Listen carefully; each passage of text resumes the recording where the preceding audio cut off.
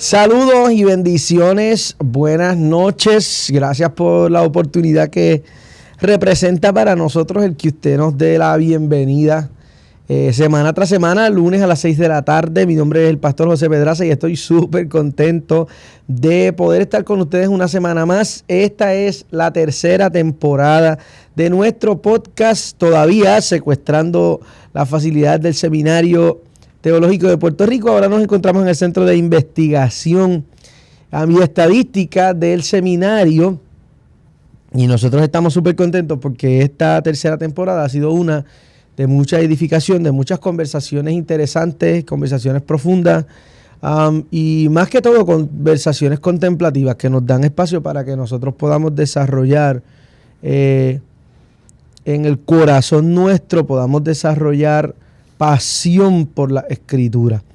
Esta, como todas las temporadas anteriores, es una temporada que ha sido producida por Elevate Studio. En la parte inferior de la pantalla aparece toda la información de la producción de contenido, el manejo de redes sociales, diseño de arte gráfico, videografía, fotografía y producción de podcast. En la parte inferior va a tener información al respecto para que pueda comunicarse con Stephanie y el equipo de Elevate y de esa manera pues pueda hacer, ¿verdad?, producir contenido de valor. Igualmente, la parte inferior de la pantalla va a recibir información. Esta temporada es una colaboración con el Seminario Teológico de Puerto Rico. Si usted es un líder laico, un ministro, un pastor, usted siente un llamado del Señor al estudio académico de las Escrituras, el seminario es el lugar que está usando Dios de manera poderosa para formar creyentes apasionados por la palabra de Dios. En la parte inferior aparece información para que usted conozca los ofrecimientos académicos en bachillerato, maestría y doctorado del seminario y de esa manera usted pueda ver más. Y esto lo he hecho una frase durante esta serie: Dios está haciendo algo poderoso en el seminario, está formando ministros competentes, así que le animamos a que pueda conocer un poquito más. Hoy tengo la oportunidad, la bendición, el espacio de compartir nuevamente el micrófono con un amigo a quien amo y respeto mucho de mucho tiempo. Y hoy tenemos otra conversación interesante y quiero darle la bienvenida al pastor.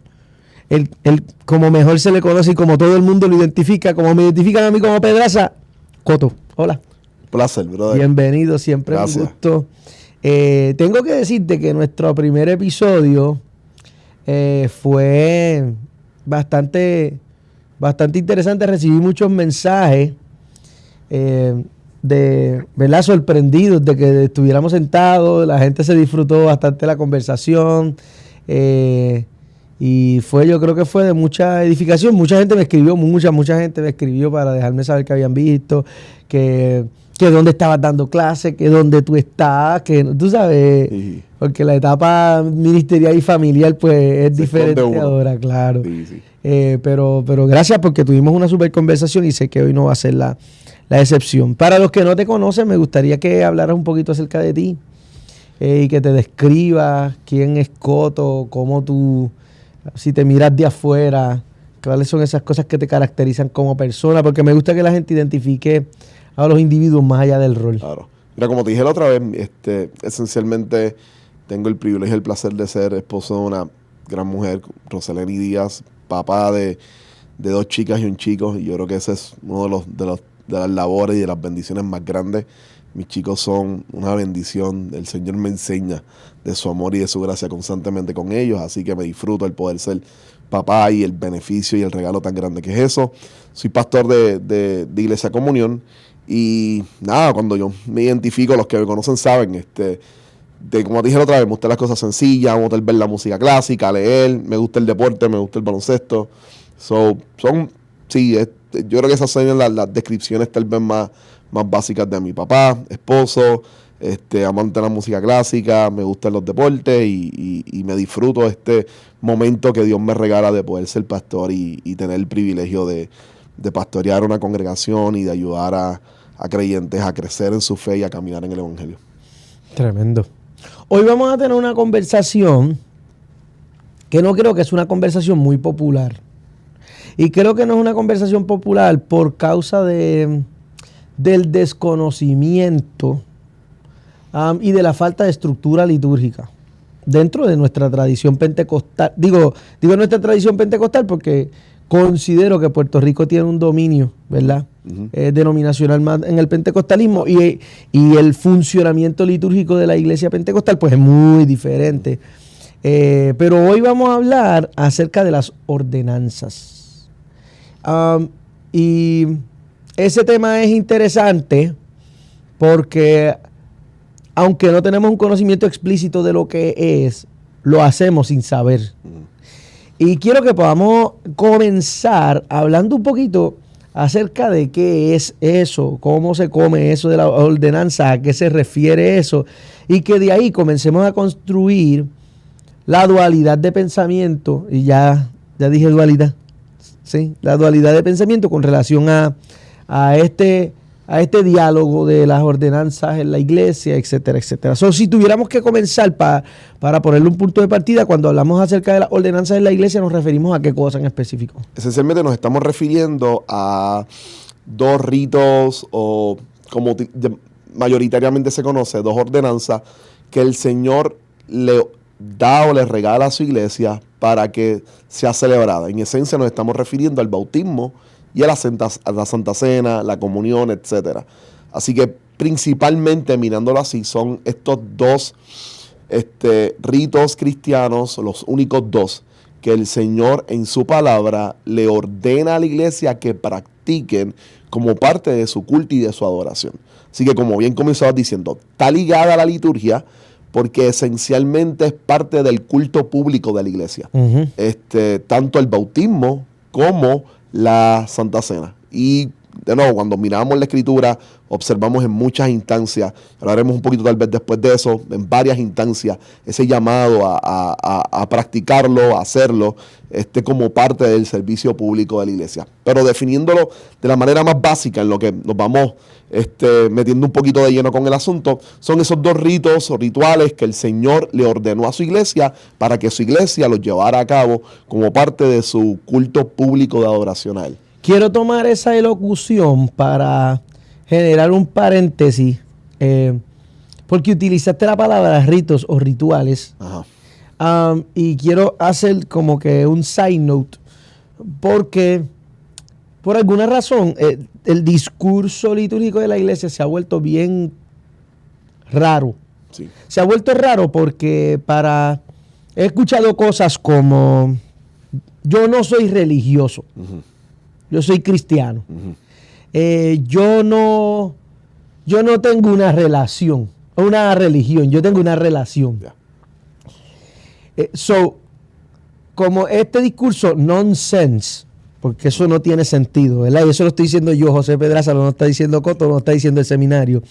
Pero ese discurso nonsense ha hecho que expresiones como esta, expresiones con palabras como sacramentos, rituales, liturgia, por encima de que no son escuchadas consecutivamente, la gente por alguna razón las desasocia de la experiencia de la tradición de la fe cristiana. Entonces me gustaría, antes de que entremos ahí, porque sé que después que metamos los pies en ese lado, pues no vamos a poder entrar aquí, me gustaría, y me encanta que esta conversación sea contigo, porque me gustaría que pudiéramos hablar un poquito por qué es tan valioso que la iglesia maneje dentro de su liturgia ese factor valorativo. Por eso, no solamente por la terminología, también por la práctica. ¿Por qué la iglesia tiene que preservar estas cosas? ¿Cuál es la realidad? ¿Somos religiosos? ¿No somos religiosos? ¿Tenemos religión? ¿No la tenemos? ¿Necesitamos liturgia? ¿No la necesitamos? Quiero que tomemos el tiempo que necesites para que desarrollemos un poquito esa idea. Yo creo que está bien a tono con lo que vamos a estar discutiendo, porque como decía, es parte de la celebración litúrgica de una iglesia. Vamos a empezar por liturgia y después nos vamos moviendo hacia el asunto de, como bien acabas de decir, este sentido de relación, religión. Cuando hablamos de liturgia, toda iglesia tiene liturgia. No existe tal cosa como un culto genuinamente espontáneo. Eso no existe. Usted va a ir a su iglesia y usted tiene un orden de culto, un orden de servicio. Esa es liturgia. El orden de culto y el orden del servicio es liturgia. Lo que debemos preguntarnos es, el sentido de la liturgia tiene como propósito glorificar a Dios y transmitir un mensaje a la gente que está adorando al Señor. Así que tiene un sentido bien formativo. Tiene la idea de formar a los creyentes en el Evangelio. La pregunta que uno se hace es, la liturgia que mi iglesia lleva a cabo y practica, ¿qué propósito está desempeñando? ¿Hacia dónde quiere dirigirse? ¿Qué es lo que quiere lograr? Nosotros vivimos en una época principalmente marcada por el acto de la espontaneidad. Y se piensa que por ese acto de espontaneidad, todo lo que es litúrgico es aburrido, no le da libertad al espíritu, etcétera. Y es totalmente falso, ¿no? Porque de nuevo, lo que se hace cuando miramos liturgia es cómo Dios establece en su palabra que Él debe ser adorado. Y esa debe ser la pregunta siempre nuestra. ¿Cómo la Biblia dice que debe adorarse el Señor? Porque nosotros, criaturas caídas, golpeadas por el pecado, al acercarnos a Dios no lo podemos hacer en nuestros propios términos. Dios ha establecido los términos en los cuales nosotros vamos a adorarle. Y las liturgias esencialmente se han construido mirando en la Escritura los patrones que Dios ha revelado para establecer cómo se debe adorar al Señor. Y entre esos están las ordenanzas de las cuales vamos a estar hablando. Esta idea, y estoy de acuerdo contigo, esta idea de yo tengo relación, yo no tengo religión, igualmente no tiene sentido, estoy de acuerdo, y yo creo que también no es tan honesta, porque realmente una vez tú perteneces a una iglesia, vas a un servicio, hay una estructura en el servicio, quiéralo o no, hay un elemento de religión. Tú tienes una religión, punto. Y la Escritura va a hablar sobre la verdadera religión es esta, y te va a presentar la noción de la fe cristiana.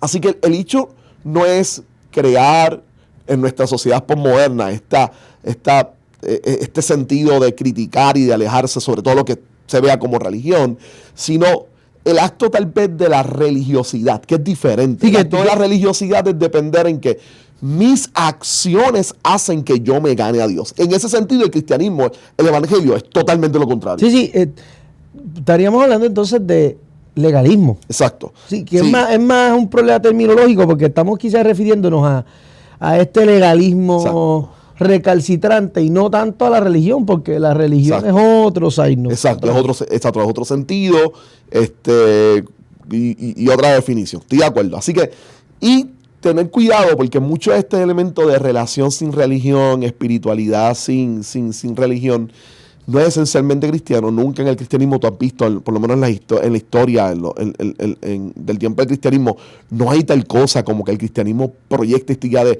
espiritualidad sin religión o relación sin religión, porque la vida cristiana está diseñada no solamente para una relación con Dios, también está diseñada para una relación con otros. Y toda la Escritura está basada primariamente en relacionarte con Dios y relacionarte con otros, pertenecer a una comunidad, ser parte de esa comunidad. Y en ese proceso de pertenecer a una comunidad hay unas herramientas que Dios nos regala para ir formando nuestras vidas. Y ahí está el servicio de adoración, su liturgia y sus ordenanzas, como eso que Dios nos regala para ir formando nuestras vidas, bendiciendo nuestras vidas y transformando nuestras vidas para su gloria. Con relación a esta idea de las ordenanzas, si nosotros tuviéramos que hablar acerca de ella, ¿hay una sola percepción acerca de la ordenanza? ¿Hay varias ideas acerca de la ordenanza? Porque sabes que dentro de la teología hay diferentes percepciones en temas en los que la fe cristiana coincide, pero dependiendo de la escuela a la que tú te acojas de pensamiento, pues hay diferentes opiniones. ¿Con relación a las ordenanzas ocurre lo mismo o no? Sí, hay en el mundo de las ordenanzas, y tomamos la expresión ordenanza porque de alguna manera es la que pudiera englobar al sentido de la catolicidad de la iglesia en general, y por catolicidad me refiero al conjunto de toda la iglesia, no de la iglesia católica, sino de toda la iglesia. En ese sentido, ordenanza tal vez es una palabra porque todo el mundo establece como principio que tanto el bautismo como la Santa Cena son ordenanzas puestas por Dios. Ahora, de ahí en adelante hay unos elementos que podemos discutir ya mismo en común, que ambos, que podemos decir que todos los grupos tienen, además de las ordenanzas, algunas implicaciones relacionadas tanto al bautismo como a la cena. De ahí en adelante hay una gran cantidad de diferencias, tanto en el bautismo como en la cena. Claro. Por un lado, el mundo de ordenanzas simplemente memorialista, que va a mirar el bautismo y la Santa Cena como un acto de recordación. Por otro lado, tienes el mundo sacramental, y dentro del mundo sacramental hay diferentes maneras de entender lo que sacramento significa. Tienes el sentido católico romano, más clásico, como un acto que infunde gracia en la persona que recibe. Hay un acto donde la gracia, como un acto de infusión, se le coloca al confesante o al creyente que está participando del acto sacramental. En el mundo protestante, pues, sacramento es un sello o un signo. Es una realidad visible que está apuntando a algo que no ves, pero que ha sucedido en la vida del creyente, como su salvación y su redención en Cristo Jesús. Así que ahí hay diferencias también en cómo se entiende el sacramento, y luego vamos a tener algunas diferencias en la práctica que han sido difíciles en el desarrollo de la historia de la iglesia y en la realidad. Por ejemplo, la Cena del Señor, que tiene como propósito celebrar la unión de la iglesia en Cristo, ha sido causante de un montón de divisiones por la forma diferente en que se puede ver la Cena del Señor. Que si la mesa es abierta, que si la mesa es cerrada, que si... Exacto, entre eso, lo que significa la cena esencialmente, en particular cómo tú trabajas aspectos como el que Cristo ya ha dicho, hagan esto en memoria de mí, hasta el día en que yo regrese, y cuán importante es hacerla. De igual manera, cuando Cristo dijo, este es mi cuerpo, ¿a qué se está refiriendo? El catolicismo cree en algo que se llama transubstanciación. Los luteranos van a mirar esto de manera diferente, y el mundo reformado va a mirar esto de una manera distinta, y el mundo memorialista también lo va a mirar de una manera diferente. Así que inclusive ahí van a haber unas distinciones tanto en cómo se entiende lo que está sucediendo con los elementos y cómo se practica. Yo creo que este tema pareciera que, si alguien mira el tema de las ordenanzas, quizás no tendría una idea clara si no ha tenido la experiencia de entender referencialmente de lo que estamos hablando. Pero yo creo que este tema es súper importante. Y es súper importante porque la iglesia debe atesorar la experiencia que nosotros hemos heredado, claro, de los que nos han precedido. Claro. Y yo trato de crearle a la iglesia esta conciencia de que la iglesia que hoy tenemos, en primera instancia costó la sangre de Jesucristo, que es la sangre más preciosa y más preciada a la que podemos referirnos. Pero también hay muchas otras sangres que se han derramado por la preservación de la iglesia. Claro.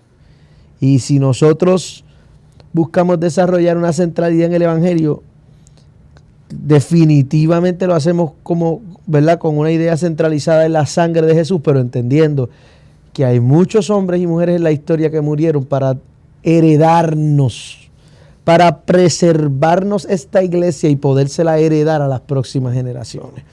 Y este tema creo que tiene una significancia bien importante porque habla acerca de la herencia de nuestra tradición de fe. Claro. Y es lo que hace el cristianismo como religión, una tradición de fe totalmente diferente y con unas propuestas ideológicas y unas propuestas de fe totalmente diferentes a otras religiones. Quisiera preguntarte, si fuéramos a empezar, ¿por cuál vamos a empezar? Pero vamos a empezar por el bautismo, o por la cena, como quiera, porque yo creo que ambas tienen unos elementos bastante hermosos de terreno común, el cual podemos puntar, y ambos también tienen algunos elementos bastante disonantes de diferencia que lo podemos explorar. Pues vamos a hablar entonces acerca del bautismo. Yo creo que todos, no importa si la tradición cristiana es católica, carismática, pentecostal, luterana, presbiteriana, bautista, toda la fe cristiana valora, aprecia y le tiene significancia al elemento del bautismo como algo muy importante dentro de la iglesia.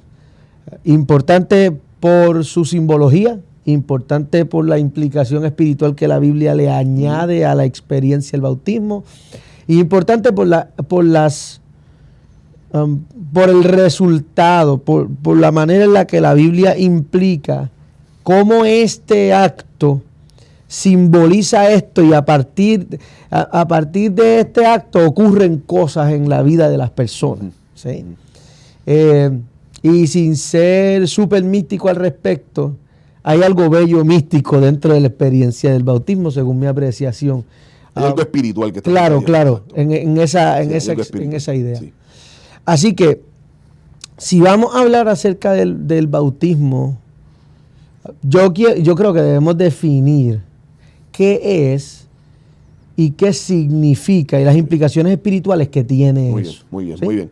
Con el bautismo nos estamos refiriendo a esa primera ordenanza que se da y que representa la entrada de la persona al cuerpo de Cristo. La representación o el símbolo que apunta a la entrada del creyente como parte del cuerpo de Cristo. Bíblicamente tiene una rica tradición maravillosa, mano. Primero que nada, porque cuando nosotros miramos el pasaje de Israel en esencia, y es lo que Pablo va a hacer en Romanos, se van a juntar dos tradiciones del Antiguo Testamento que van a darle sentido a la iglesia para que él practique el bautismo de la manera en que lo practica. Por ejemplo, cuando nosotros miramos Génesis 1 y 2 y vemos la creación, Dios está creando, y los primeros relatos en Génesis 2 se está mostrando unos cuerpos de agua, y luego de mostrar de esos cuerpos de agua empieza a surgir la vida. Y hay una conexión en Génesis 2 con agua y vida.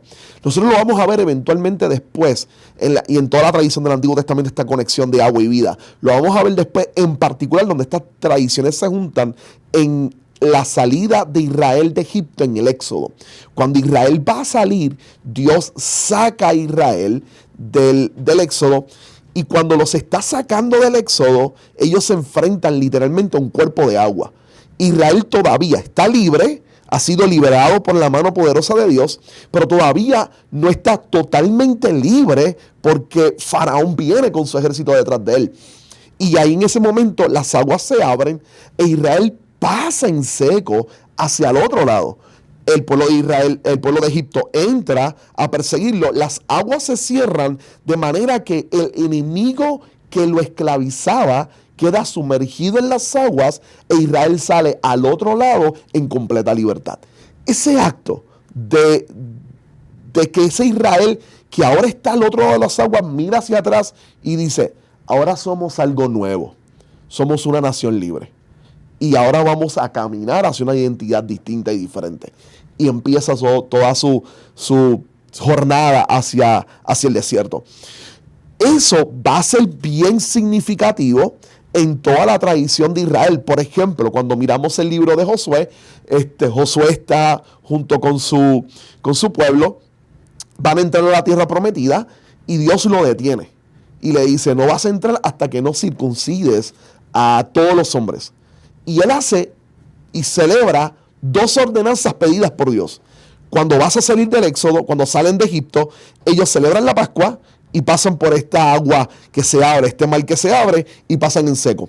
Cuando van a entrar a la tierra prometida, el Señor le dice, toma a todos los hombres, circuncídalos a todos, primera ordenanza, y segunda ordenanza, celebra la Pascua. él tiene la primera ordenanza, tiene la segunda ordenanza, y entonces cuando va a entrar a la tierra prometida, de manera sorprendente, en el río Jordán, las aguas vuelven a abrirse de la misma manera que sucedía con Moisés, y entran en la tierra prometida. Cuando nosotros pasamos al Nuevo Testamento, nos vamos a encontrar con Juan el Bautista, que está bautizando en el río Jordán. ¿Qué está haciendo él? ¿Por qué Mateo decide presentarlo en el río Jordán? Lo está presentando en el río Jordán porque lo que hace Juan el Bautista es decirle a la gente: salgan de los límites de Israel y revivan el éxodo. Revivan nuevamente el éxodo para que puedan entrar y ser un verdadero Israel, un nuevo Israel. Y entonces lo que hace es que los saca atrás y entonces los bautiza en las aguas para que ellos dramaticen el acto del éxodo entrando por el Mar Rojo. Y entonces una vez salen de las aguas, ellos vuelven a entrar, y ahí es que Juan el Bautista los llama a ser un nuevo Israel dentro del Israel que está cargado por el pecado. Y lo que está haciendo Juan el Bautista es llamando gente para que sean verdaderamente israelitas. Si lo miras en el contexto, tiene sentido cuando él le dice a los fariseos, pero no sé, ustedes vienen aquí y piensan que pueden engañarme. Dios puede levantar hijos de Abraham aún de estas piedras. Arrepiéntanse y vengan a bautizarse. Sean verdadero Israel. Cuando miramos a Jesús y lo colocamos en esa ecuación, entendemos la razón por la cual Jesús va y se bautiza. Porque Jesús está asumiendo que Él es el verdadero Israel.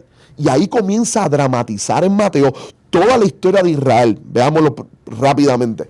Mateo nos dice a nosotros que hay un rey malvado que está persiguiendo a Jesús cuando nace, y que mata a niños de 2 años, 3 años para abajo. Cuando mira la historia de Moisés, tienes a un rey malvado que está matando niños de la misma edad hacia abajo para poder parar el pueblo de Israel. Luego, Israel es libertado. Mateo adrede nos deja la infancia de Jesús, y cuando nos vuelve a colocar a Jesús, Jesús está frente a Juan el Bautista para ser bautizado. Y le dice: es necesario que la Escritura se cumpla. Y ahí es donde es bautizado, y tiene este momento donde el Espíritu Santo desciende sobre él y se escucha la voz del cielo de Dios diciendo: este es mi Hijo amado, en quien tengo complacencia. Cuando Dios envía a Moisés a decirle al faraón que deje ir al pueblo, le dice: deja ir a Israel, él es mi primogénito. Esa idea de Jesús entonces asumiendo Él es Israel. Pero es más glorioso aún, porque cuando tú miras Mateo, una vez Jesús sale del río Jordán y de la experiencia con Juan, ¿a dónde va? Va al desierto. ¿Cuánto tiempo estuvo Israel en el desierto? 40 años. ¿Cuánto tiempo está Jesús en el desierto? 40 días. ¿Cuáles fueron las 3 tentaciones con las cuales Israel se cayó? ¿Dudaron de la protección de Dios? Y le preguntaron a Dios: ¿no habían suficientes sepulcros en Egipto para que los trajera al desierto a morir? Dudaron de la protección, dudaron de la providencia de Dios cuando empezaron a pelear porque tenían hambre, no tenían carne, tenían sed, querían agua, etc. Dudaron y decidieron adorar a otros dioses cuando montan el becerro de oro. Miren, las 3 tentaciones de Jesús son exactamente las mismas. Tírate, póstrate y adórame, convierte las piedras en pan. Y Jesús responde en cada una de ellas como Israel debió responder, y no lo hizo. Así que ya inmediatamente hay 3 grandes principios que se conectan con Juan el Bautista y lo que Jesús está haciendo. La idea principalmente de un llamado a las aguas para ser algo nuevo, una nueva creación, como en Génesis las aguas generan creación, y como en el Éxodo hay una nueva creación de una nueva nación, y como Juan el Bautista está llamándolos para que sean un nuevo Israel, se conecta entonces esa gran historia con la historia de Josué y de la circuncisión como parte de una señal para ser parte del pueblo de Dios, con lo que Jesús está comenzando ahora a hacer. Y lo que Jesús entonces va a hacer es redefinir nuevamente esa experiencia de la nueva creación, porque Él es el que a través de su muerte en la cruz hace que entonces las personas nazcan de nuevo. Y de ahí entonces, cuando miramos la Escritura en la iglesia, el bautismo, expresiones como la que Pedro hace en Pentecostés en el capítulo número 2, luego de todo lo que sucede en los primeros versos, y le dice, cuando el pueblo le pregunta: ¿qué vamos a hacer? Matamos a Jesús. Y él dice: arrepiéntanse para que cada uno de ustedes sea bautizado.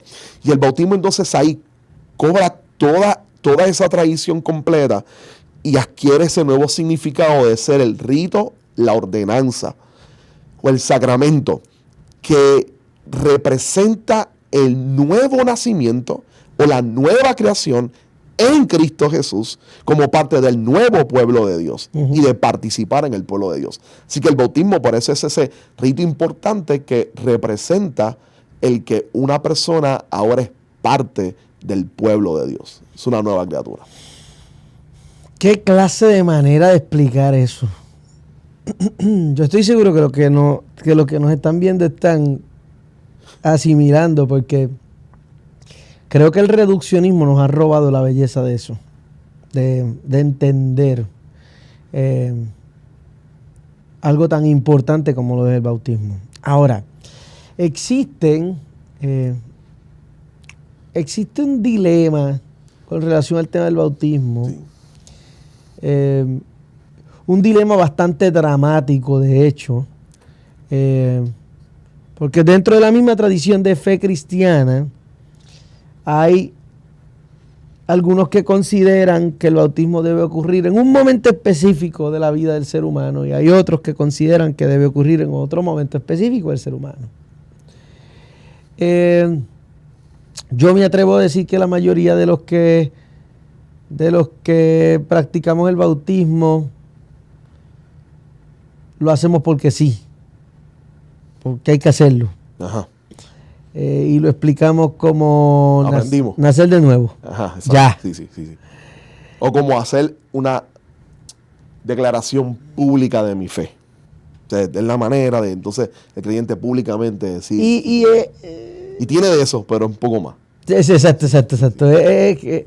Tiene de eso, pero es más profundo que eso.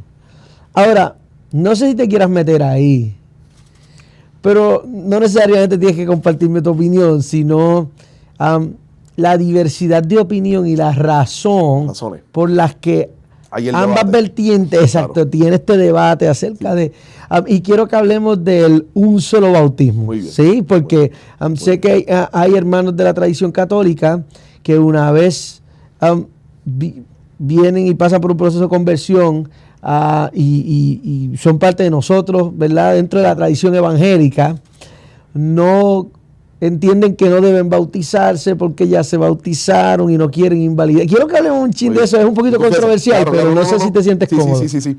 Vamos a ponerle primero nombre para que la gente pueda entender. Sí. Estamos hablando de la discrepancia del debate entre credo y bautismo. Por credo y bautismo nos referimos a bautizar personas que en su uso racional aceptan a Jesús como Salvador, porque creen en Jesús como Salvador. Así que el credo bautismo es aquel que se le propicia a una persona que ha aceptado conscientemente a Jesucristo como el Salvador de su vida. Ahora, el padobautismo es el bautismo practicado a infantes, a niños, que no tienen la capacidad de poder hablar todavía y de hacer una declaración de fe. Y esas son las grandes dos vertientes. Interesante, este debate esencialmente surge, así como lo tenemos hoy en día, mucho más reciente. En nuestra cultura en Puerto Rico, obviamente la mayoría, podría decir que el 97, 98, 99% de los que nos van a ver son credo bautistas, porque eso es lo único que han visto en su vida y porque es parte de su tradición de fe, y eso es muy válido. Ahora, el asunto es pensar que solamente ese bautismo es el único verdadero y que lo demás está totalmente mal, cuando hay un gran grupo en la cristiandad que celebra de esta manera. Que no es solamente el catolicismo. No, por eso el catolicismo son las iglesias reformadas, son las iglesias luteranas, son las iglesias wesleyanas, son las iglesias episcopales, son las iglesias anglicanas, son las iglesias luteranas, y los que celebran credo bautismo son pentecostales, y bautistas. Y sí, entre otros movimientos de santidad semejantes tal vez a los metodistas en Estados Unidos, pero sí, si lo miras de manera denominacional, la mayoría, y las ortodoxas también, la mayoría ha practicado a través del tiempo el padobautismo. Obviamente, las iglesias bautistas y las iglesias pentecostales, a nivel de cantidad de feligreses, es la mayoría de la cristiandad y es la realidad hoy en día.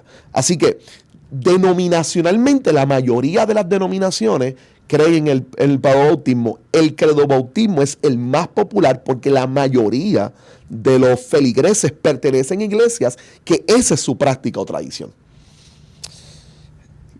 Dale. podemos mirar la Dale, lógica. dale. Vamos primero por el credobautismo, que es el más popular. El credobautismo, tal vez su gran fortaleza es el hecho de apuntar a que cuando miramos la Escritura, definitivamente Pedro, por ejemplo, le dice a los creyentes, a los que están escuchándolo en el sermón de Pentecostés, crean en el Señor Jesucristo crean en el Señor Jesucristo para arrepentimiento de sus pecados, bautícense, porque esta promesa es para ustedes. Así que pareciera que Pedro está diciéndole, para poder ser bautizado, tienes que creer. El próximo escenario que tenemos de un bautismo es cuando Felipe se encuentra con el eunuco y se acerca y le dice, ¿entienden lo que lee? ¿Cómo puedo entender si nadie me explica? Y él empieza a explicarle lo que está leyendo y él dice, pues, ¿puedo bautizarme? Pues claro, hay agua, pues dale, vamos a bautizarte.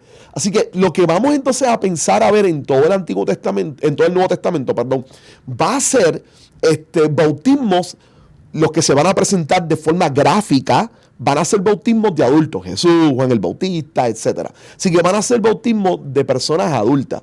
Y de ahí entonces, mirando entonces el principio bíblico, el credobautismo va a decir, pues claro, se bautizan a personas adultas que creen, o adolescentes que creen, que tú puedes verificar que entiende lo que significa la salvación.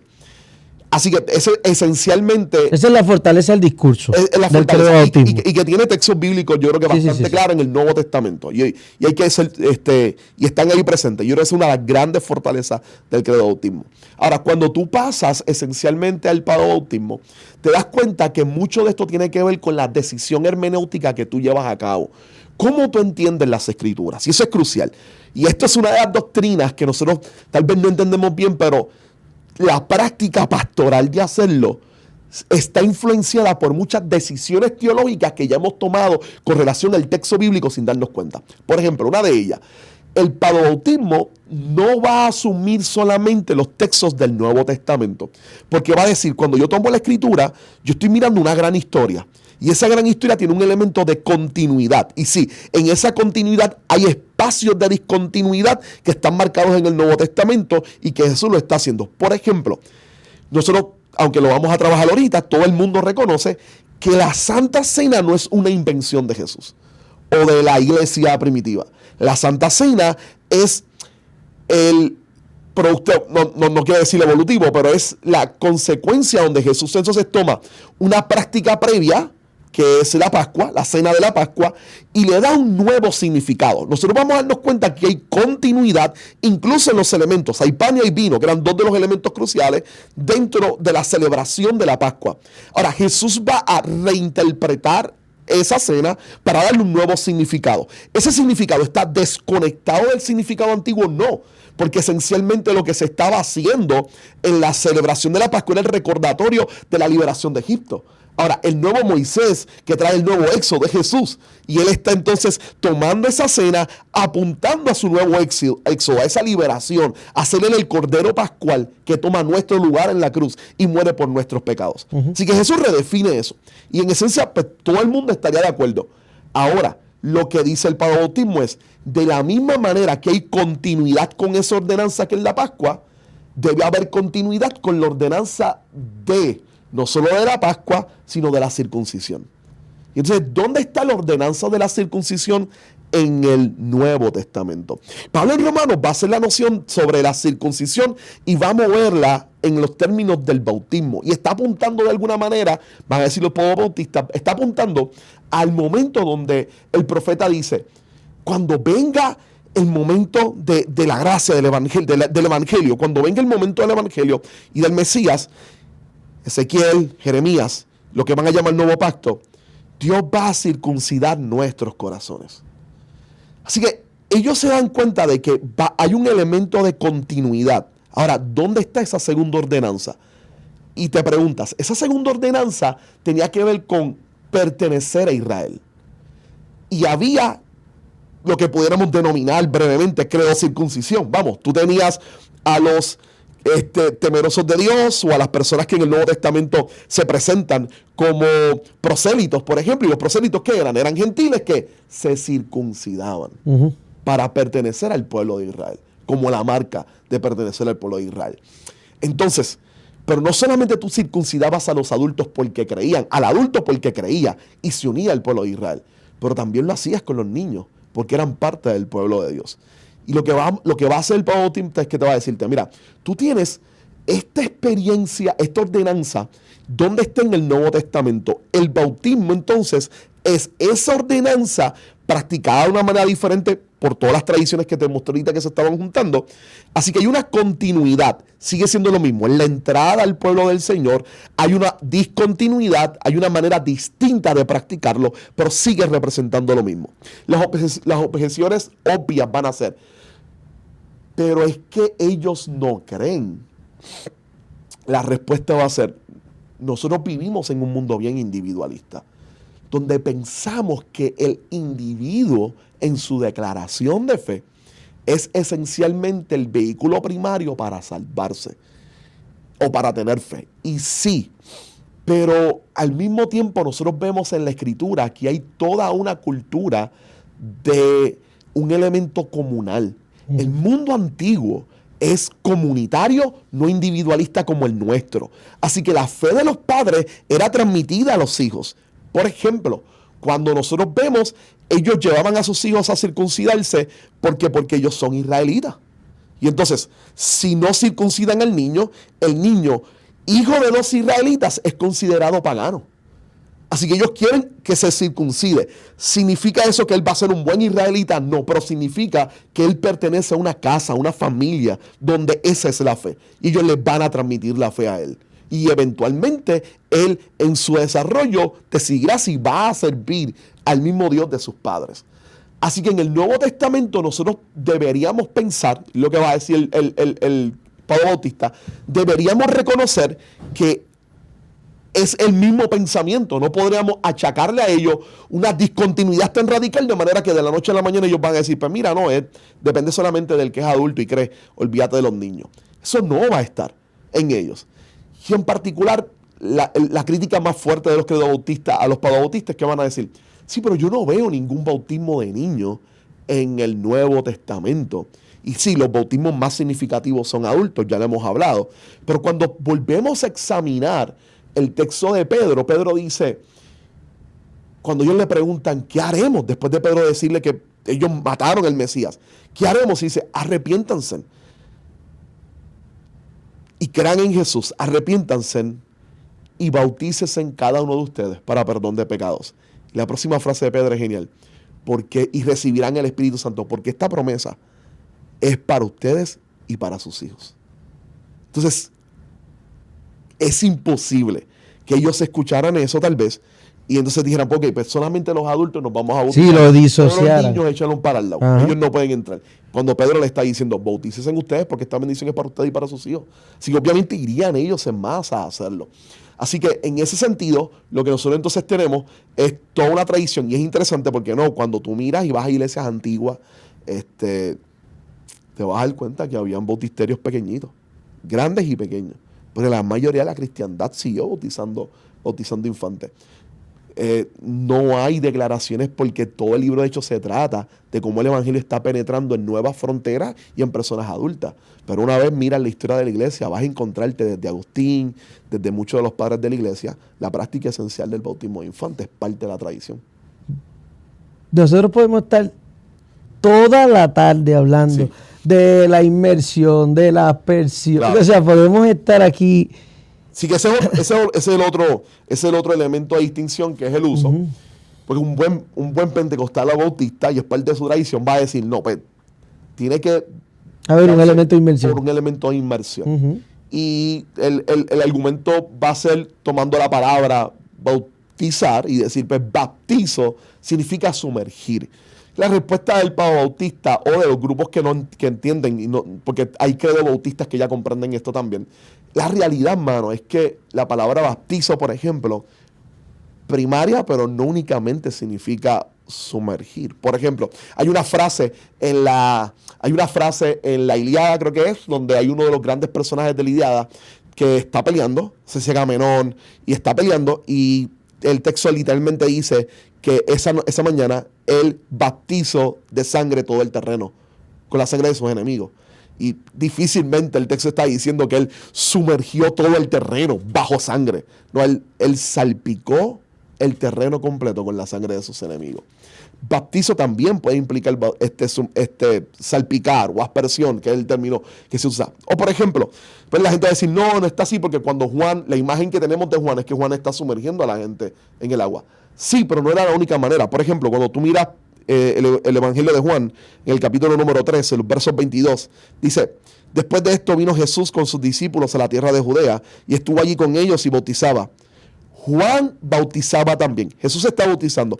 Juan bautizaba también en Enón junto a Salim, porque había allí muchas aguas. Y es bien interesante porque Salim significa literalmente fuentes pequeñas. Y cuando tú buscas toda la geografía del lugar, la gente puede hacerlo. Busque el pasaje, busque con buenos comentarios.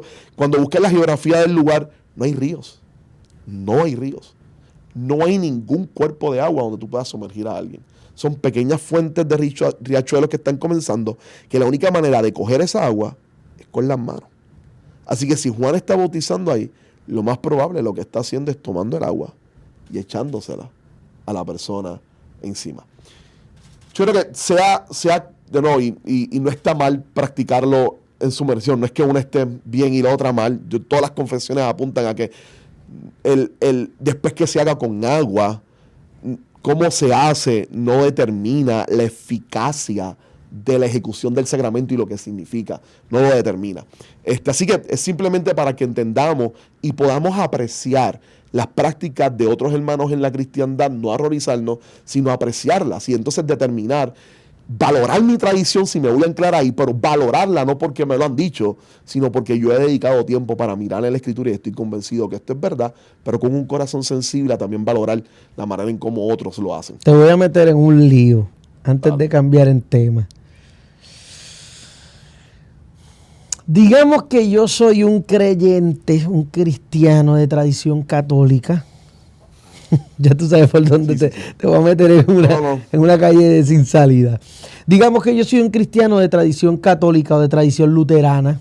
Y te conviertes. Y me convertí. ¿Qué debo hacer contigo? ¿Qué hago con mi bautismo? Dentro del mundo cristiano protestante particularmente, va a depender, y este es el asunto, va a depender, como te dije, las ordenanzas esencialmente son el resultado de una serie de, consciente o inconscientemente, una serie de decisiones bíblicas y teológicas que el ministro ha determinado hacer. Y ese es el problema a veces. O sea, nosotros repetimos las mismas cosas sin darnos cuenta que ellas implican una serie de decisiones bíblicas y teológicas que hemos hecho. Sí, hay unas presuposiciones. Exacto. Por ejemplo, si tú eres credo bautista y crees que solamente el bautismo se da por medio de creer, la persona que pueda creer, vas a tomar al católico o vas a tomar al luterano, por ejemplo, y vas a bautizarlo de nuevo. Personalmente para mí es un problema, porque cuando yo miro a Lutero, a Zwinglio, a Calvino, a muchos de los de la Reforma Protestante, hay una diferenciación marcada entre lo que va a ser la Reforma y el anabautismo. Los movimientos anabautistas van a bautizar por segunda vez a todo el mundo. Y eso generó un problema en el inicio de la Reforma Protestante. Y la mayoría de los pastores, Lutero y sus seguidores, Calvino, Zwinglio, etcétera, decidieron y escribieron en contra de eso, en contra de rebautizar a las personas. Y definitivamente yo creo que volver a bautizar a alguien, pero de nuevo, hay unas decisiones que ya yo he hecho por mi tradición de fe en la iglesia donde yo pastoreo, donde yo no veo la necesidad de rebautizar a alguien porque ha sido bautizado. Hay un término antiguo que la iglesia utilizaba, ex opere operato, que significa la eficacia del bautismo no depende de quién la hace ni quién la da. Es una obra de gracia del Señor. Para mí el problema cuando nosotros decimos, alguien fue bautizado y pues tendrías que bautizarte de nuevo. Porque la cosa a veces se complica. Tú puedes haber bautizado de adulto en una iglesia católica o luterana y te vuelves pentecostal y te van a querer bautizar de nuevo a veces. Entonces, la realidad es que, número uno, el no bautizarlo apunta a la catolicidad. Número dos, el hecho de no bautizar a la persona no solo reconoce la catolicidad, sino que nos recuerda que el bautismo lo que representa la unión con Cristo y la entrada al pueblo del Señor es por gracia. Estaríamos poniendo de alguna manera el hecho de que a menos que no lo hagas de esta manera, pues no recibes gracia, y eso sería un poco de legalismo. Claro. Así es parte de reconocer que esto es por gracia, es una obra y una acción de gracia, la salvación es por gracia, y que desde esa perspectiva estás respondiendo más a la catolicidad y reconociendo la catolicidad. Pero de nuevo, si tú eres credo bautista de la corriente anabautista, pues obviamente vas a determinar que sí tiene que bautizarse la persona. Si no, no tienes ningún problema porque reconoces que solamente es un bautismo y ya está. Solamente un bautismo.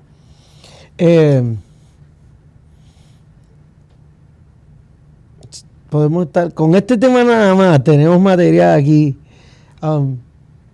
Pero quiero que hablemos de la segunda ordenanza. La cena del Señor. Quiero que hablemos de la cena del Señor. Porque el bautismo nada más es bello. Podemos estar aquí mucho tiempo, pero quiero que seamos responsables con el tiempo, con lo que tenemos con relación a la ordenanza. Y que hablemos de la tercera. No hay tercera. Por eso quiero que vayamos allá, y de eso cerremos. Dale. ¿Está bien? Quiero que hablemos entonces acerca de la ordenanza de la cena del Señor. Vamos allá. Y que podamos hablar acerca de la belleza y de la significancia de la cena del Señor dentro de la iglesia y dentro de la liturgia. Muy bien, muy bien. Vamos a empezar igual, estoy de acuerdo. Yo creo que el bautismo es bellísimo, podemos estar aquí mucho tiempo. La cena del Señor también. En el lado, vale la pena recordar, en el lado sacramental, igual que en muchos áreas memorialistas o que piensan que el acto es una recordación, en ambos sacramentos debe llevarse a cabo dentro de la comunidad de fe y del culto, y ese sentido de liturgia. Porque cuando estamos bautizando a alguien, ¿por qué debe hacerse dentro del sentido de un servicio, de un culto? Porque no solamente el que está siendo bautizado es bendecido por lo que está ocurriendo, sino también el resto de la comunidad que está ahí recordando de igual manera que su relación con Dios está marcada por la gracia del Señor, que pertenece a un pueblo, es parte de ese pueblo de pacto. Cuando hablamos de la cena del Señor, nos vamos a encontrar, número uno, es uno de los actos significativos, tanto para mí en recordarlo como en sacramento. En sacramento tal vez más, porque para los sacramentalistas ese signo y sello de la obra de Cristo Jesús y de los beneficios en nuestra vida, de manera que Dios nos alimenta y nos sustenta en Cristo por medio de su Espíritu, sellando nuestra unión con Él como pueblo de pacto y apuntando a esa obra, por esos signos, apuntando a esa obra de lo que Cristo hizo por nosotros. Y hay unas bendiciones, está sucediendo algo. Ahora, dentro de la cristiandad, nosotros podemos identificar, como te dije, 4 posiciones. La primera, la católica, que es un elemento que infunde gracia a la persona. La segunda, y que en su liturgia se convierte en el elemento primario del servicio. Es la parte más importante. No la predicación de la palabra del Señor. Ese va a ser el legado reformado, de la reforma protestante, pero va a ser la Santa Cena y el sacramento de la Cena del Señor. Y en su visión, para ellos es un acto donde está sacrificando esencialmente en el altar una vez más a Cristo, y es lo que los reformadores van a protestar en contra de eso. Dentro del mundo luterano hay una respuesta breve de Lutero hacia eso, colocando la palabra en el centro, pero también la cena como crucial e importante. Ahora, para Lutero, mientras que los católicos dicen, tú tomas el pan, para no usar palabras extravagantes, lo voy a definir de la manera más sencilla. Tú tomas el pan, y para los católicos esencialmente tanto el pan como el vino se van a convertir realmente en el cuerpo de Cristo. Hay una transformación de la sustancia que muta, que se transforma de manera milagrosa en cuerpo real y en sangre real. Para los protestantes eso va a ser un problema. Y lo vamos a ver ahora. Lutero va a decir, huyéndole a eso, va a utilizar la noción de la consubstanciación. Él va a decir que es cuerpo y sangre porque está en y con el pan. de manera que no cambia el sabor del pan, pero realmente es el cuerpo. Ahora, de nuevo, Lutero va a establecer eso. En Suiza, literalmente de manera independiente a Lutero, en Alemania, va a surgir una reforma dirigida por Ulrico Zwingli. Zwingli va a decir que el sacramento es solo un memorial, es solo un recordatorio. De manera que para Lutero, estoy comiendo verdaderamente el cuerpo y la sangre de Cristo, que está con y en el pan y el vino. Y Zwingli va a decir, no, es pan, es vino, y aquí no está sucediendo nada. Para Lutero sí está sucediendo algo, para Zwingli o no. Y el debate va a ser cómo tú identificas las palabras de Jesús de este es mi cuerpo. ¿Cómo tú entiendes esa expresión de Jesús cuando él dijo, este es mi cuerpo, esta es mi sangre?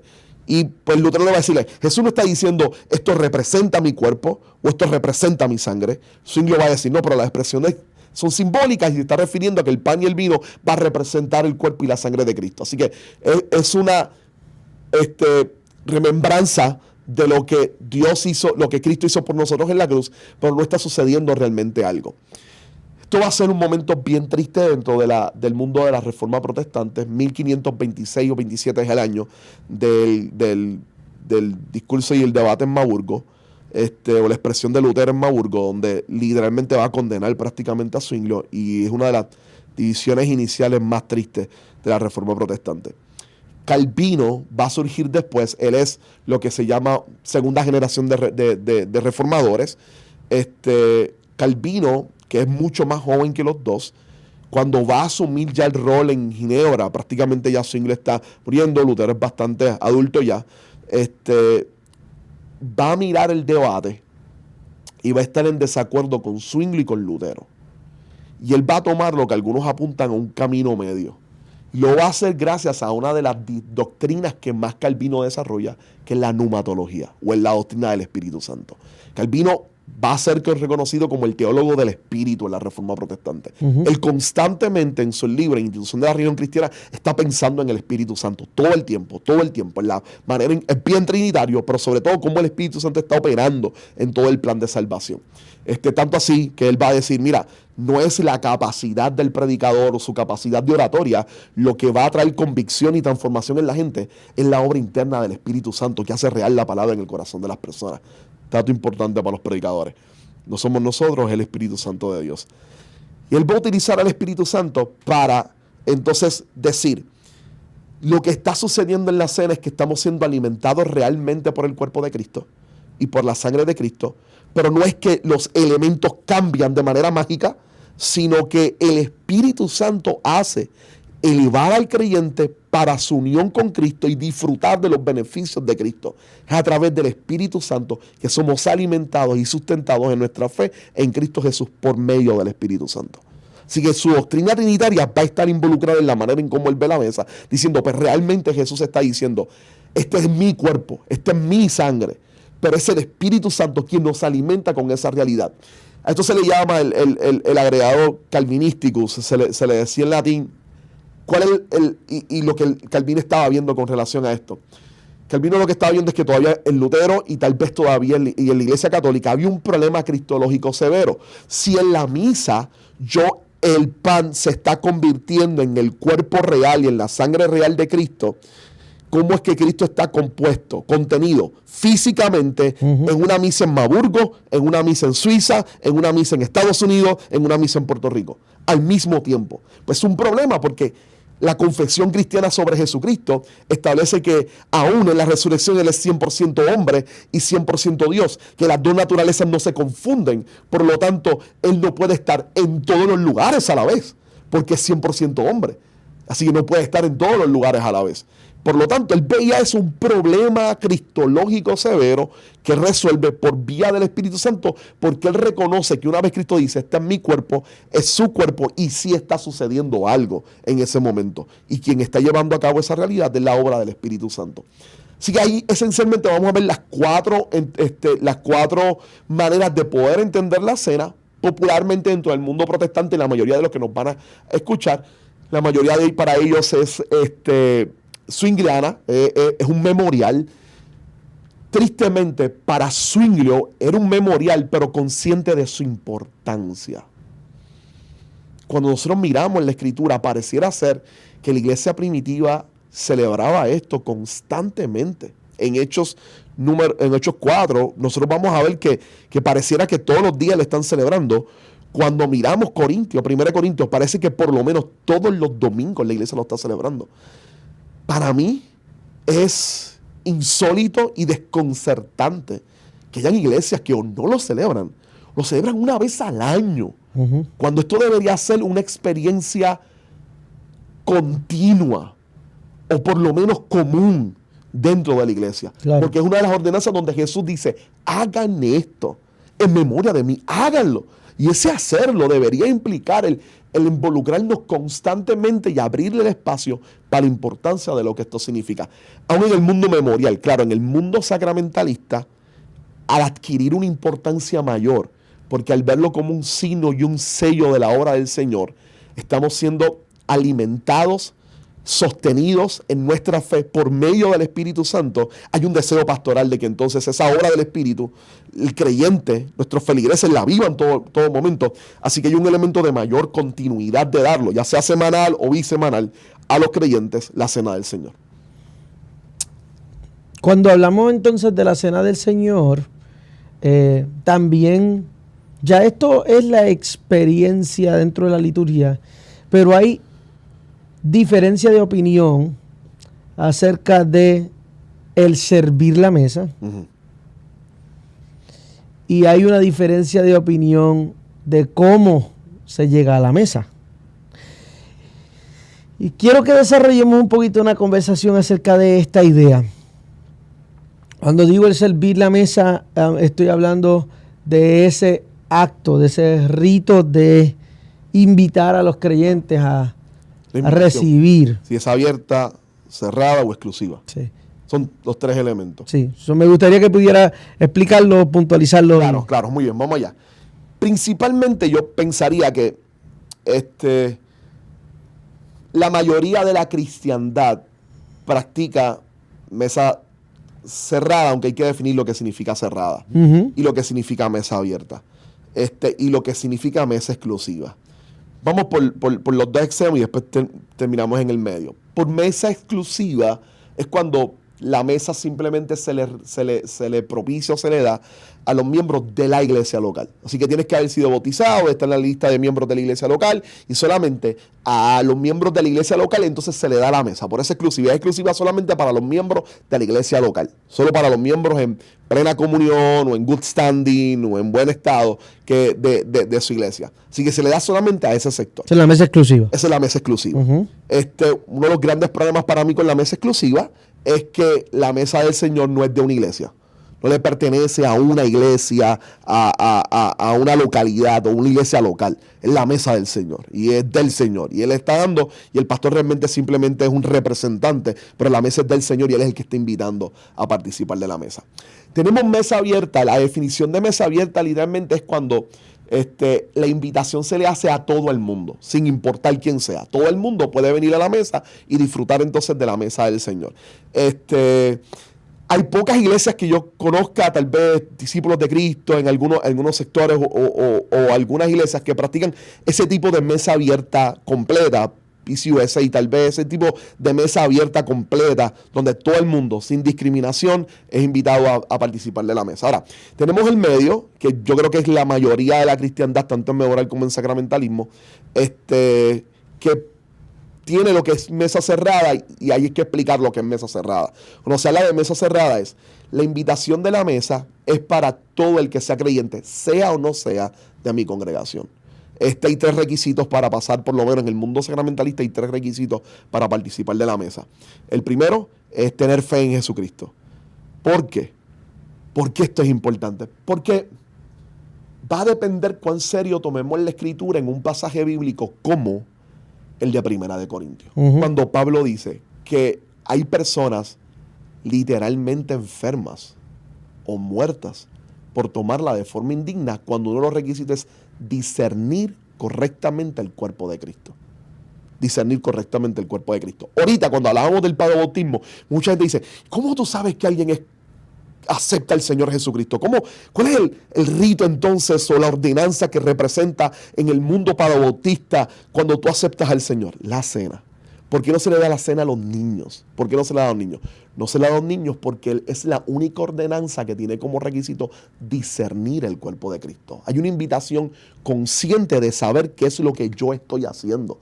¿Por qué lo estoy haciendo? Porque es la que implica, yo estoy consciente que Jesús murió por mí en la cruz del Calvario. Él murió por mí y llevó mis pecados. Así que hay una noción consciente de discernir el cuerpo de Cristo. Cuando miramos la parte, y por eso la idea de la fe, cuando miramos entonces 1 Corintios, Pablo está diciendo, mira, aquí hay un grupo de personas que murieron o que están enfermos. Y el texto en griego es bien fuerte, hermano, con relación a eso. La mayoría de los análisis, N.T. Wright hace uno muy bueno, no solo el mundo reformado, pero N.T. Wright hace uno muy bueno también, entre otros. Te dice, hermano, Pablo está diciendo como que el juicio futuro se acaba de hacer presente en la vida de estas personas por su acto indigno o descuidado de tomar la cena. Que alguien pudiera decir, sí, pero es un asunto simplemente contextual de 1 Corintios. Y tiene validez. El problema que está sucediendo en Corintios es que esta gente llega, se come todas las cosas, se emborracha, después quiere comer la cena del Señor de manera indigna, cuando esencialmente no está dándole el valor de lo que esto merece, y ese acto que están haciendo está ignorando al resto de los cristianos, en particular los cristianos pobres, que es el problema que está sucediendo en 1 Corintios. Hay 2 libros, por si acaso alguien quiere interesarte, 2 libros maravillosos, se publicaron hace tiempo en español. Hay una colección de Clie que se llama la colección de teología contemporánea, creo que es, la colección de teología, una serie de libros que eran de colores antes. Y hay 2 libros con relación a la mesa del Señor en la mente de Pablo y en el mundo helénico antiguo. Ambos autores logran rescatar la idea de que lo que Pablo está diciendo aquí es como si el juicio escatológico se adelantara. Realmente ellos te dicen, bueno, no hay break. Realmente para Pablo, esta gente murió o se enfermaron porque tomaron de manera indigna la mesa. De manera que la mesa siempre ha sido la del Señor para su pueblo. Así que es la invitación. Se dice cerrada porque el único elemento exclusivo que se da ese es el momento que es para el pueblo del pacto de Dios. Porque de nuevo, tanto el bautismo como la Santa Cena, como ocurría en el mundo antiguo, en Israel, la circuncisión y la Pascua la celebraba el pueblo del pacto porque representa eso, el pacto de Dios con su pueblo. Así que la cena es esa distinción entre no creyentes y creyentes. Por eso es cerrada, porque la única distinción es creyentes y no creyentes. Claro, hay tres advertencias que uno pastoralmente le hace a la gente. Por lo menos en el mundo sacramental se le hacen 3. Tener fe. No tiene que ser una fe perfecta. No estamos hablando de gente que vive de manera perfecta. Nadie vive de manera perfecta. Nadie tiene una fe perfecta. Nuestra fe está llena de agujeros, llena de dudas. Estamos caminando y creyendo. Pero fe en que Jesús es mi Salvador y es mi Señor. Haber sido bautizado en el mundo sacramentalista, pues haber sido bautizado en agua, en nombre del Padre, Hijo y Espíritu Santo, por un ministro competente del Evangelio, no importa dónde. No tuve que haber yo el bautizado, así que haber sido bautizado y tener el deseo de una nueva obediencia, de querer vivir genuinamente para Dios. De nuevo, no es alguien que esté viviendo de manera perfecta. Nadie pasaría a la cena, empezando por el pastor que está oficializándola. El deseo de decir, yo quiero vivir como vive la gente del pacto, la gente del pueblo de Dios. Y de alguna manera eso me va a bendecir. Así que estos 3 elementos lo que hacen en esencia es hacer la distinción entre creyente y no creyente.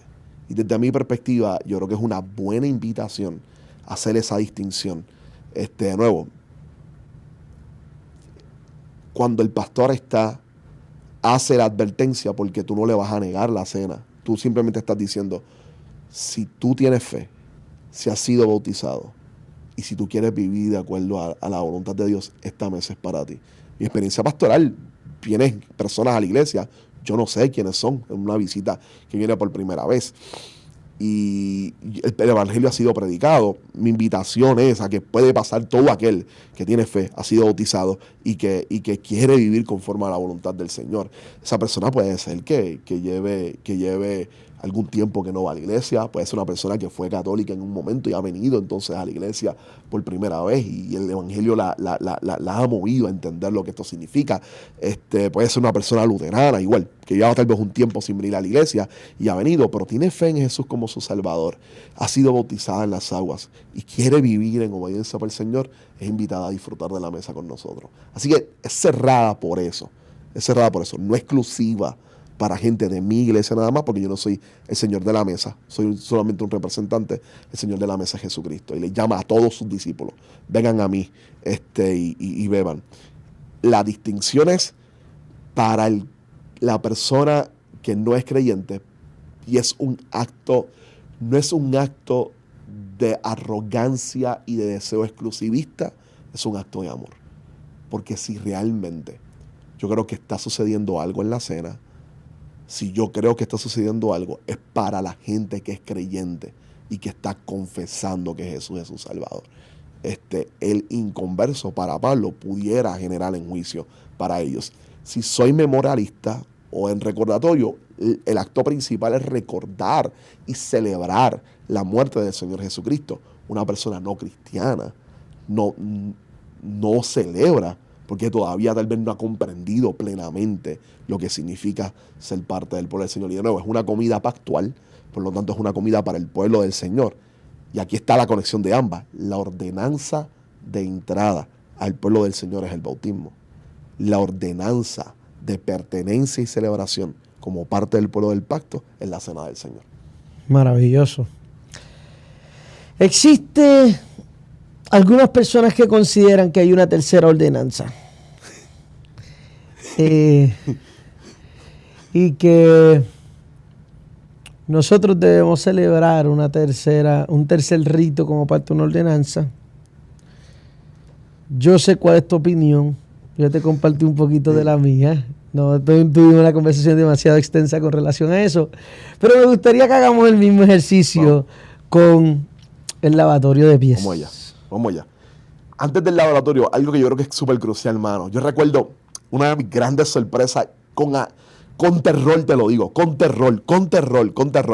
Era ver en el tiempo de la pandemia, ahí está, estos celebrities en Puerto Rico, en el día de Semana Santa, celebrando ellos mismos la cena del Señor en sus casas.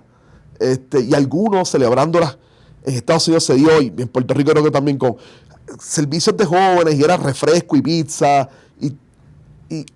y de nuevo, para mí es escandaloso, porque como ordenanza Jesús está dándonos los elementos que debemos utilizar. Es pan y el fruto de la vid, ¿no? O sea, jugo de uva o vino conforme a la conciencia, pero es fruto de la vid y tiene una representación súper crucial y es importante. Es importante, y no es que uno se ponga quisquilloso con los detalles, es importante porque es una ordenanza. Yo no le estoy diciendo a Jesús, ¿sabes qué? Yo voy a hacer esto como yo quiera. Es Jesús el que está diciendo, van a hacer esto de esta manera. Así que, de nuevo, tiene que ser como comida pactual, es congregacional. O sea, no es como que tú lo haces tú mismo por tu casa, porque tú no has sido llamado a ser un ministro del Evangelio para hacerlo en comunidad, porque es la celebración de que soy parte del cuerpo de Cristo y le pertenezco al Señor. Yo creo que la pandemia generó una serie de complicaciones serias, de pizzas y refrescos hasta de galletas Ritz y juguitos Capri Sun. Exacto, hacer con lo que tenía para hacerlo y porque eso tiene significado. Mejor no lo hagas. Espera. Gracias, espera. Disfruta. Lamentate tal vez que no puedes estar celebrándolo. Espera y lo disfrutas como debe ser la presencia del Señor y como Dios lo ha establecido. Ahora, vamos a la tercera ordenanza y era gracioso. Yo te decía, las personas piensan que el bautismo de pie es una ordenanza, pero en ningún lugar Jesús establece que hagan esto. Jesús ocurre, la gente lo asocia porque después de instituir la cena, Él pasa a lavar los pies, pero es porque hay un problema entre ellos, que hay una discusión en quién es el mayor. Y Jesús entonces los toma aparte y le dice, ustedes están peleando por quién es el mayor. Pedro, siéntate. Y Jesús viene, toma el lebrillo, el lebrillo le llena de agua, coloca la toalla, se dobla y le quita el calzado. Esa actitud le correspondía a los esclavos en aquel tiempo. No solo a los esclavos, sino que a uno de los esclavos de menor categoría, Porque aunque suena gráfico y asqueante, pero para que puedan entender, y después mi comentario que te decía ahorita, no habían alcantarillas en el mundo antiguo, ni retretes. Así que tus pies no tenían zapatos que cubrían todo el pie. Así que tus chancletas o las sandalias, tus pies recorrían todo lo que encontrabas en la calle. Así que era un acto realmente humillante el tener que hacer esto. Y eran esclavos de los más bajos, los que tomaban entonces la sandalia, la quitaban y le lavaban el pie a las personas. Y es un acto de verdadera y profunda humillación. Jesús lo está haciendo y por eso es que Pedro dice, no lo hagas, tú no hagas eso, porque Él sabe, si tú eres quien nosotros decimos que tú eres, no debes hacer esto. Y le dice, si no permites que esto yo lo haga, no tienes parte conmigo. Y ahí le dice, pues si eso es así, pues no solamente los pies, el cuerpo entero. Entonces dice, no es necesario que haga esto. Hecho. Exacto, no es necesario. Vamos a hacer los pies porque quiero que entiendan, y aquí está la clave principal, quiero que entiendan que el mayor entre ustedes es el menor. El menor va a ser el mayor. Y cambia la ecuación del debate de ellos, que estaban preguntando quién es el más grande entre ellos. Jesús no les dice a ellos, hagan esto. No hay ninguna evidencia de que la iglesia primitiva practicó esto. Ninguna evidencia que la cristiandad por siglos practicara esto. ¿Por qué? Porque el sentido de aquello era darle una lección de humildad. Obviamente no tiene la misma fuerza de humildad hoy en día. Porque cuando nosotros venimos a la iglesia, venimos con pedicure, venimos con perfumitos ahí, las tenemos medias, nuestros zapatos están cerrados completamente. Talquito en los pies. Y después se anuncia. Y tú sabes que si se anuncia, tú vas a frotarte los callitos, vas a prepararte los pies, porque tú quieres que cuando te lo quiten el pie sea digno y no haya ningún problema. Y la persona entonces va a coger el agua, le va a echar un poquito de agua por encimita, no hay nada, dice, ahora sal. Es bonito, pero no es una ordenanza. Y realmente no estás representando. Para mí es bien gracioso. Yo he visto momentos, no es gracioso, pero llama mucho la atención. Yo he visto que a veces se le da un valor más alto a ese acto que a la cena. Sí. Y eso sí impresiona. Incluso, a pesar de que el movimiento sea memorialista, hay un sentido sacramental inclusive, donde tú viertes aceite en el agua. Y echas entonces y te preparas, porque la persona va a experimentar algo del Espíritu Santo. Eso es lo que Calvino hablaba con los elementos de la cena. Pero ellos piensan que en ese momento va a suceder eso. Así que John Stott decía que si queremos practicar esto de manera correcta, tal vez lo mejor que podemos hacer no es practicarlo en la iglesia con los talquitos en los pies, como tú decías. Tal vez la manera correcta es coger a un hermano en la iglesia y decirle, yo voy a limpiar el baño de tu casa. Y tiene ese mismo elemento de fuerza y de humillación y de entrega. Y esa sería tal vez la aplicación, para los que les guste esta palabra, esa sería la contextualización de ese pasaje. La contextualización de ese pasaje es, ve a la casa de un hermano y límpiale el baño, completo. Lleve por lo menos 2-3 semanas sin limpiarlo y tú se lo vas a limpiar. Le vas a botar los papeles y vas a limpiar el toile y vas a limpiar todo. Eso es lo que tú vas a hacer. Si no, debemos empezar a no mirarla como una ordenanza y vivir más el principio, que es la humildad. Y de nada sirve la ordenanza. No es una ordenanza, pero inclusive de nada sirve el acto si no nos llevamos a cabo la verdadera razón de llevar esto a cabo, que es la humildad. Pues si lo llevamos inclusive con la idea de que yo le voy a lavar los pies y cuando estoy lavando los pies la persona está experimentando la presencia del Señor, hay algo especial en mí, fracasaste, hermano. Ni entienden lo que esto significa. Así que esa es la idea de que Jesús lo hizo, la iglesia cristiana no lo ha hecho. Yo creo que no debemos hacer cosas que Jesús no mandó que hiciéramos y que la iglesia no ha hecho. Pero si realmente queremos vivir eso, es mirar nuestro corazón y comprometernos con ser humildes y servir a los demás. Pensarnos siempre menos que todos los otros. Ese es el verdadero principio de ese aspecto. Para mí siempre es una bendición tener este tiempo para conversar. Y quiero dejarte saber que las personas que han tomado tiempo para sentarse a escuchar nuestras conversaciones, ya esta sería la segunda, han sido bien edificadas. Gloria a Dios. Bien edificadas y te agradezco por tu tiempo y y por tu disposición. Sé que para estar aquí hemos tenido que hacer malabares porque hay muchas responsabilidades que tienes en las manos ahora. Y te agradezco por eso. Me gustaría que cerremos este tiempo y tuvieras el espacio para desarrollar una pequeña elocución para reflexionar acerca de esto. Porque creo que hace falta que either or sea una opinión o la otra, sea una manera de hacerlo o la otra, sea que lo hagas dependiendo de tu tradición de fe. Pero es bien importante que la iglesia comience a repensar cómo estamos incluyendo estas ordenanzas en nuestra liturgia y cuán bello e importante es que nosotros podamos valorar esto. Sí, yo creo que mi llamada es líderes, pastores, personas que están aspirando al ministerio. Jesús nos dejó estas ordenanzas con un propósito crucial e importante. Y el propósito es para bendecir y edificar la fe de los creyentes. Si tu tradición es memorialista o de recordación, no significa que le pierdas la importancia a la cena del Señor. Debe volver a tomar un lugar de importancia en nuestro servicio. No esperar una vez al año, tal vez a Semana Santa o el día de resurrección, el domingo de resurrección para hacerlo. Debería ser algo que estuviese en nuestra agenda constantemente. Es el momento donde, como dicen muchos de los teólogos, es el momento donde disfrutamos, escuchamos el Evangelio cuando se predica, pero por medio de la cena estamos disfrutando el Evangelio. Y está bien acorde con todo lo que el Señor está diciendo, una manera visible de entender lo que Cristo ha hecho por nosotros. Es un proceso que edifica a la iglesia. Así que la mayoría yo sé que son memorialistas tal vez, y tal vez es la razón por la cual no se practica constantemente.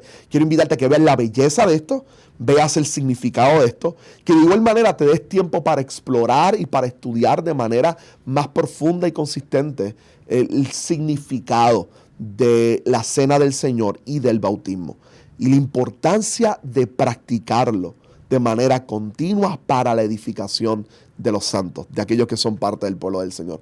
Así que te animo a estudiarlo, a hablarlo con tu iglesia, a hablarlo con tus hermanos en la fe, a impulsar reformas congregacionales donde esto se coloque nuevamente en un sitial importante como siempre lo ha tenido para la cristiandad.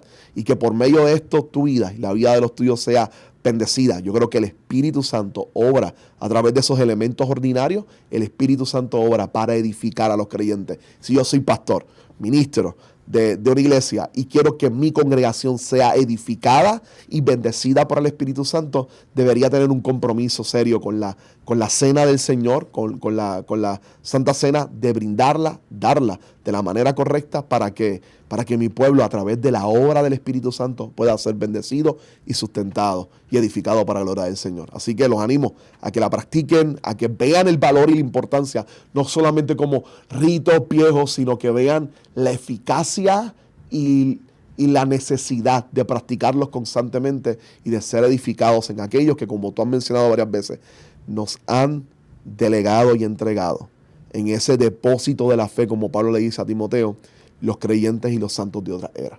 Y lo importante que es como iglesia saber que ese depósito de fe está ahí para ser practicado y llevado a cabo y transferírselo a las próximas generaciones. Gracias, brother. Gracias por este espacio. Juan José Coto Fernández, gracias por este espacio. Valoro mucho lo que estás haciendo, man, y oro al Señor para que en el ejercicio de la práctica pastoral en el que el Señor tiene a ti y a tu familia, sigas viendo la mano de Dios de una manera especial. Gracias por tu tiempo. Gracias a ustedes. A usted, gracias por estar conectados. Recuerde que estamos todos los lunes a las 6 de la tarde, que esta es una producción de Elevate Studio y esta tercera temporada es una colaboración con el Seminario Teológico de Puerto Rico. Mi nombre es José Pedraza y nos vemos la próxima semana. Bye bye.